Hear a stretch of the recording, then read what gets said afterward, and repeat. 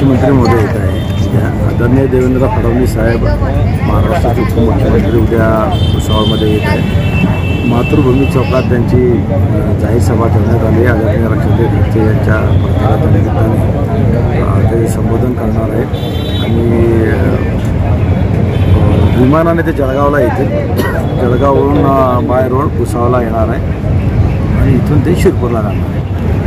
आमच्या अंदाजाने किमान 15,000च्या वर कार्यकर्ते इथे हजर राहतील, कारण भुसावळ तालुका जामनेरमधूनही कार्यकर्ते येणार आहेत। मुक्ताईनगर, बोदळ, चोपडा, सावदा, रावेर यावर सगळीकडनं कार्यकर्ते इथे येणार। दौरा आतापर्यंत भुसावळचा आहे, सभा ही पूर्ण लोकसभा मतदारसंघासाठीची आहे, अतिशय महत्त्वाची। महाराष्ट्राचे उपमुख्यमंत्री म्हणून त्यांना सगळ्या महाराष्ट्राची जाण आहे आणि अनेक चांगले निर्णय मुख्यमंत्री असताना त्यांनी घेतले आणि आता उपमुख्यमंत्री असताना त्यांनी आदरणीय शिंदे साहेबांच्या सोबत मिळून अनेक चांगले निर्णय घेतलेले आहेत। त्याच्यामुळे त्यांना केंद्राबरोबर कोऑर्डिनेशन करून अनेक मोठे प्रोजेक्ट या महाराष्ट्रात आणण्याचे असल्यामुळे त्यांच्या या सभेसाठी फायदाच होणार।